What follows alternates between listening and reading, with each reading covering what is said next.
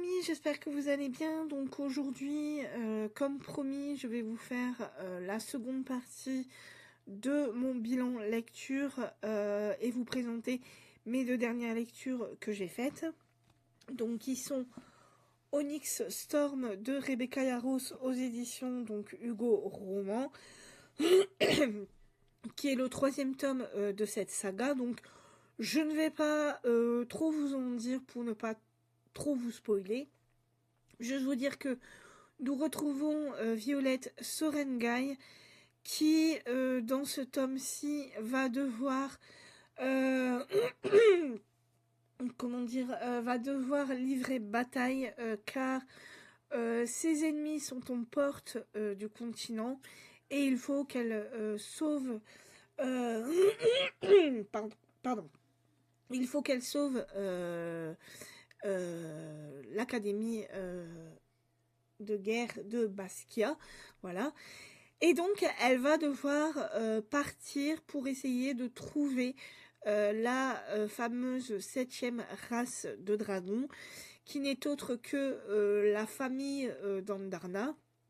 Voilà, donc elle va partir et elle va aller donc sur différents continents pour essayer de trouver des alliés pour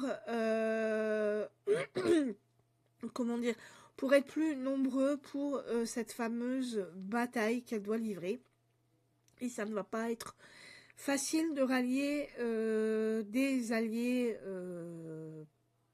pour le continent. Voilà. Et voilà, et donc il va y avoir elle va rencontrer différents peuples, différentes cultures. Voilà. Et on va aussi découvrir que Violette a un autre sceau. Il y a un autre sceau que Violette va réussir à développer, mais qui est un sceau qui est beaucoup plus dangereux que son sceau actuel, qui est le sceau de la foudre. Elle est manieuse de foudre, Violette, mais son second sceau est en train de se développer et apparemment il est beaucoup plus dangereux que son premier, donc il faut qu'elle le manie avec bon escient, mais il ne faut surtout pas qu'elle en parle de trop autour d'elle, parce que les gens pourraient tout simplement vouloir l'éliminer, parce qu'elle devient, on le comprend très vite, relativement dangereuse. Voilà. Voilà, on va retrouver donc tous les personnages de cette saga. Moi, l'autrice m'a un petit peu perdue au début. J'ai eu du mal à rentrer dans l'histoire, surtout qu'il y a beaucoup de personnages entre les personnages, entre les élèves de l'académie, plus les professeurs, plus les autres personnages secondaires, plus des nouveaux personnages qui arrivent au fur et à mesure qu'elle va sur ces différentes îles. Ça a fait beaucoup pour moi et du coup l'autrice a eu du mal à m'accrocher à son histoire. Voilà, elle m'a un peu perdue par moments. J'y ai trouvé des petites longueurs, voilà, mais bien évidemment, l'autrice à un moment donné arrive avec ses petites révélations à nous tenir en haleine. Et voilà, et puis son petit tweet final qui nous annonce bien évidemment une suite, vu qu'il y a apparemment 2 autres tomes qui vont suivre. Alors, je pense que je continuerai la saga avec le 4e tome, mais si je vois que le 4e tome a autant de longueur que le 3e, je pense que à un moment donné je stopperai la saga, parce que je ne sais pas jusqu'où l'autrice est prête à aller, jusqu'à combien de tomes elle est prête à continuer son histoire. Moi je trouve que 3 tomes c'est déjà très bien. Bon, après elle veut aller jusqu'à 5, pourquoi pas, mais il faut que son histoire tienne la route. Voilà, et donc on verra, je pense lire le quatrième, à voir si j'irai jusque 5. Voilà. Donc je n'en dis pas plus parce que je ne veux pas spoiler pour ceux qui aimeraient lire ce troisième tome et qui hésitent à se lancer dans cette saga. Ce que je peux vous dire, moi, c'est que c'est comment j'ai adoré le premier. Pourquoi? Parce que l'autrice nous présente son univers, elle nous présente ses personnages. On a la découverte des dragons, on a la découverte de Violette, la découverte de l'académie de guerre, de la guerre à Basgia. Enfin, il y a tout l'univers qui se met, qui est vraiment, vraiment très très bien. Et évidemment, la fin de juin donnait très envie d'aller dans le 2. Et arrivé au 2, déjà, j'y avais trouvé des petites longueurs, mais bon, vu le twist final qui m'avait vraiment étonné, qui m'avait encore plus donné envie d'aller dans le 3, je me suis dit, bon, je vais quand même continuer avec le 3, mais là, dans le 3, j'ai trouvé beaucoup de longueur. Le temps que l'autrice arrive à me scotcher, à me prendre dans l'histoire, ça a pris quand même un long moment. Je ne savais pas du tout où elle voulait en venir, et voilà. Donc j'espère que le quatrième n'aura pas autant de longueur que celui-là, parce que sinon je pense que je m'arrêterai au quatrième. Mais si vous aimez vraiment cette saga, ou si vous avez envie de vous plonger dans cette saga, écoutez, je vous recommande le premier. Si jamais le premier ne vous a pas plus comment dire plus donné envie que ça d'aller dans le deuxième, écoutez, arrêtez-vous au 1, mais essayez au moins de lire le 1 avant de vous faire votre opinion sur des on-dit, voilà, parce qu'il y a beaucoup de gens qui disent du mal de ce livre, ou qui ont très très peur par rapport à l'orthographe, à la grammaire, enfin voilà, après, bon, ça c'est à moins qu'on soit vraiment très, comment dire, comment expliquer ça, qu'on soit très obtus par rapport aux erreurs d'orthographe ou de grammaire ou de syntaxe ou je ne sais quoi. Moi, ça, franchement, ça ne m'a absolument pas gêné plus que cela. Peut-être qu'il y a des petites erreurs, oui, effectivement. Bon, après, c'est pas ça qui m'a le plus gêné dans ma lecture. Moi, ce qui m'a le plus embêté, c'est qu'il y avait des petites longueurs quand même dans cette histoire, et voilà. Mais sinon, l'univers est très bien. Elle réussit à nous mettre des petits rebondissements, des révélations, et moi, je trouve ça très bien parce qu'elle arrive à tenir en haleine les lecteurs, et moi je trouve ça vraiment super de sa part. Donc Onyx Storm de Rebecca Yarros aux éditions Hugo Roman.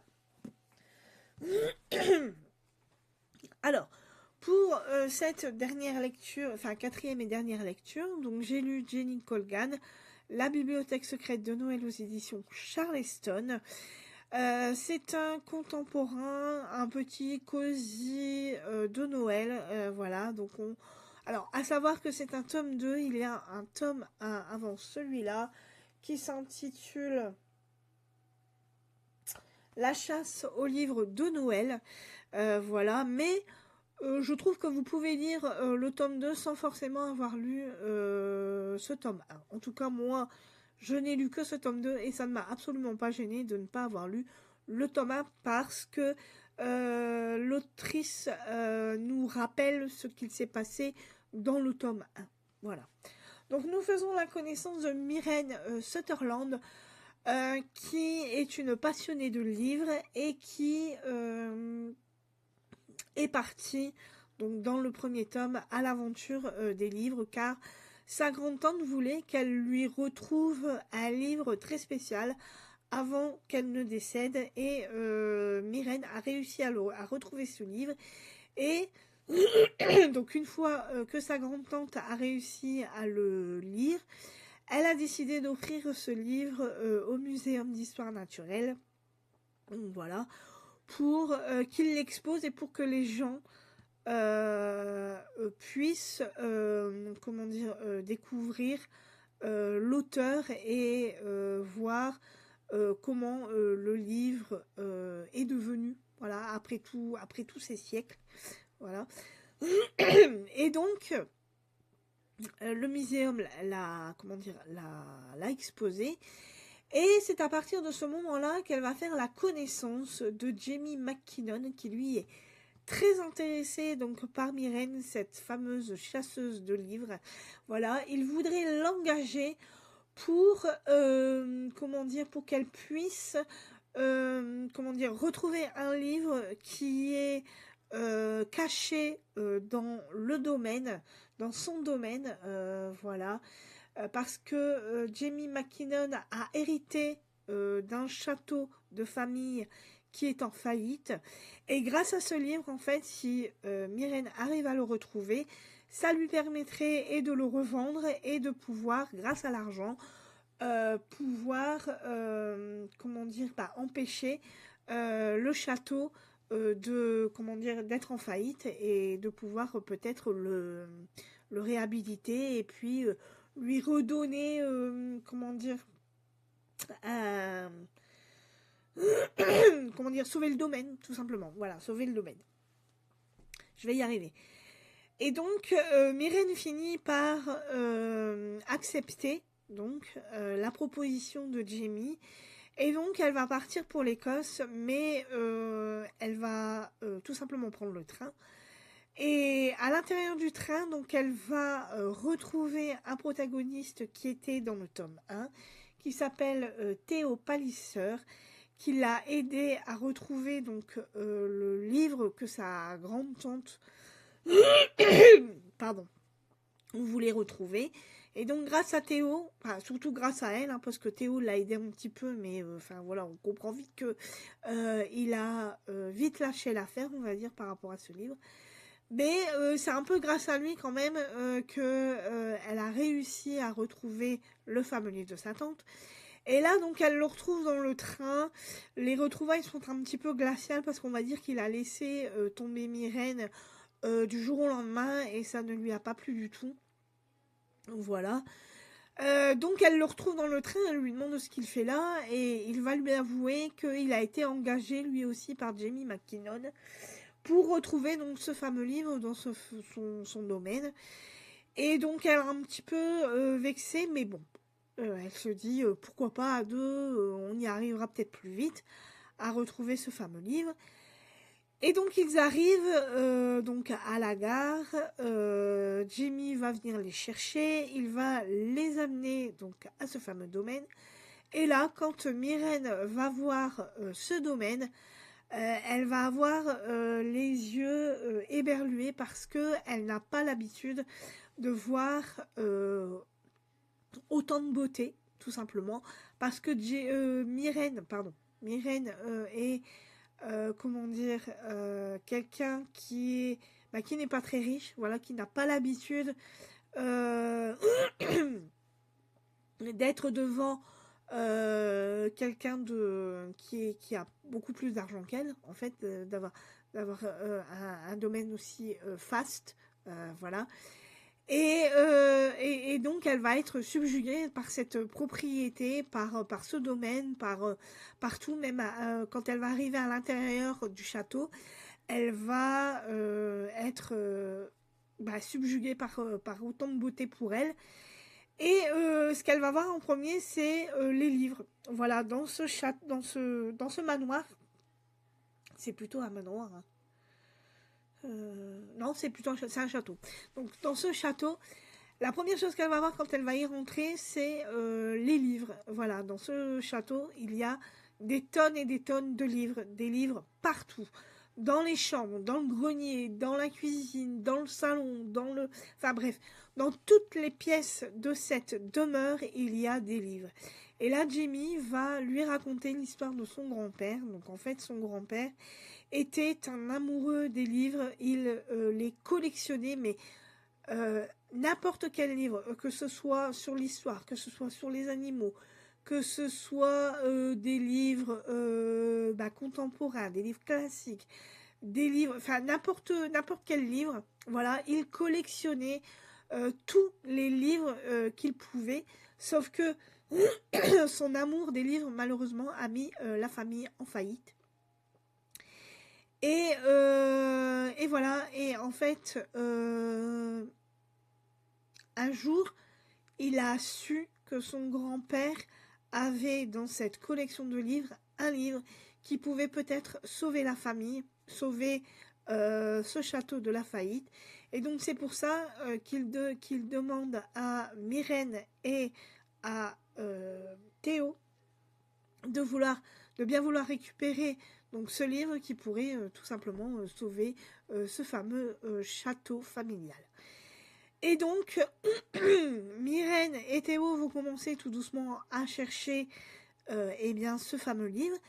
Et ils vont commencer à trouver des petits indices qui vont être disséminés par ce fameux grand-père qui aimait beaucoup les énigmes et qui en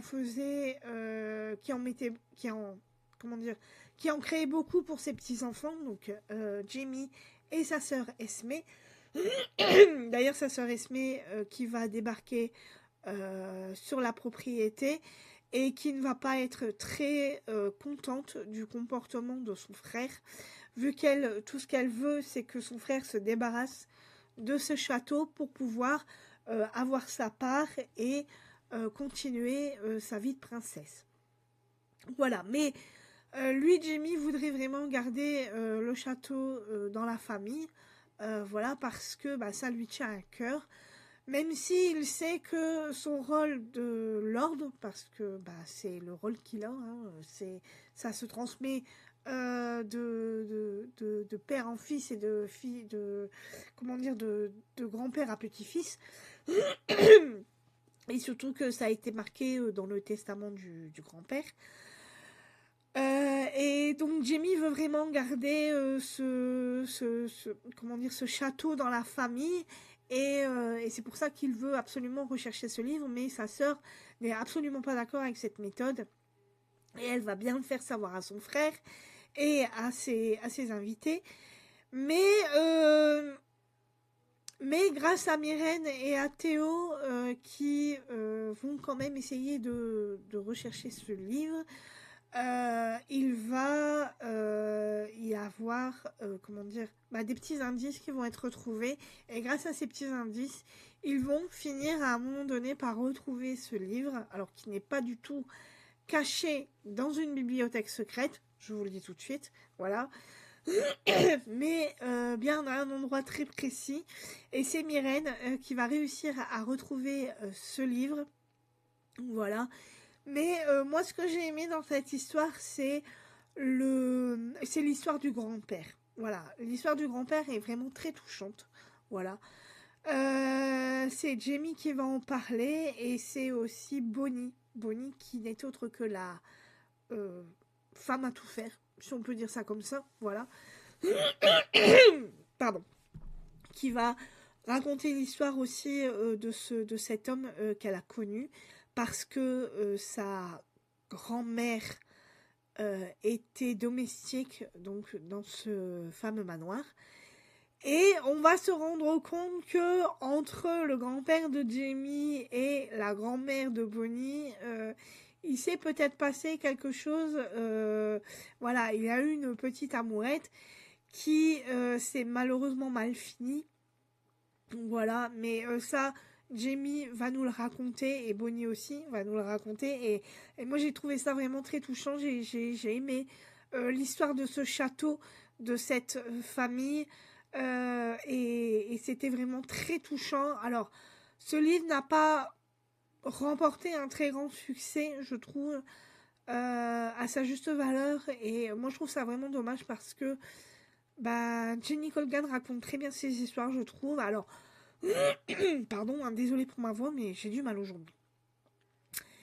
Mais je trouve que oui, Jenny Colgan nous raconte très bien son histoire, cette histoire d'héritage. Je trouve que c'est très bien raconté et on imagine bien ce château toutes ces pièces, tous ces livres. Et l'histoire de ce grand-père est magnifique en fait. Et voilà, il va se passer plein de choses dans ce livre. Normalement, cette chasse aux livres ne devait durer que 3 jours. Mais à cause de la neige qui va commencer à tomber et qui va les bloquer, va durer toute une... Alors, je ne sais pas si c'est une semaine, mais en fait, elle va durer plus que 3 jours. Et ça va nous donner... ça va nous donner lieu aussi à une petite romance qui va s'installer, voilà, entre 2 personnages, je ne vous dis pas lesquels. Mais en tout cas, moi j'ai bien aimé cette histoire, j'ai bien aimé la façon dont Jenny Colgan nous l'a raconté.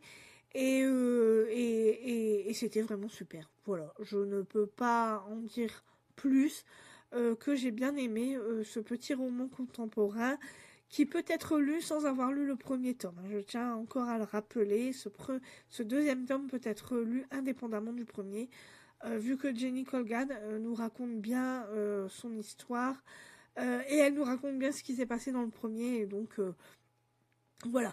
Ce qui m'a un peu embêté dans cette histoire, je dois l'avouer, ce sont les pics que s'envoient les personnages, surtout vis-à-vis de Myrène.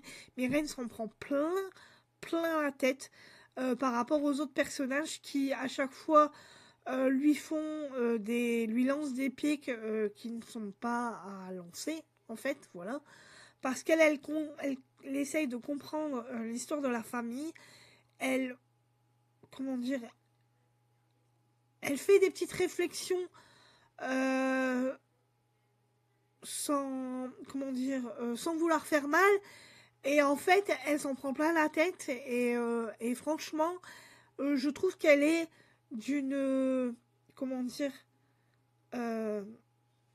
pas froideur, mais elle est d'un stoïcisme par rapport à ce qu'elle se prend à la tête. Mais c'est monumental. Et moi, j'ai pas trop apprécié ces petits pics qu'elle se prend dans la tête par rapport aux autres personnages. Parce qu'ils sont sarcastiques, je sais pas, j'ai l'impression qu'ils la comprennent pas en fait.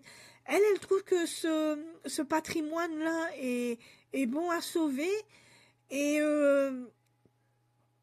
elle, je sais pas, je la trouve naturelle par rapport à toute cette histoire. Et les autres, c'est pas qu'il la rabaisse, mais ouais, par rapport aux réflexions qu'elle fait, qui sont pas méchantes en soi, je trouve qu'elle s'en prend plein la tête. Et ça, j'ai trouvé ça dommage. Voilà, c'est la seule chose que j'ai trouvé dommage. Sinon, le reste, tout va bien. L'histoire est mignonne.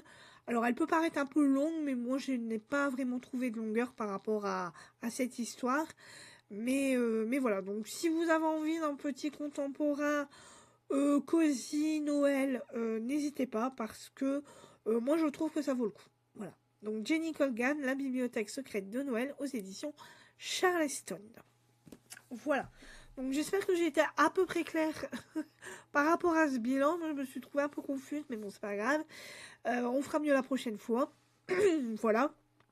Donc, en ce moment, comme vous le savez, je suis en train de lire Suprématie, le tome 1 d'Emma Emmons, aux éditions Slalom Romance, que j'ai bientôt terminé, qui est une dark romance que j'aime beaucoup.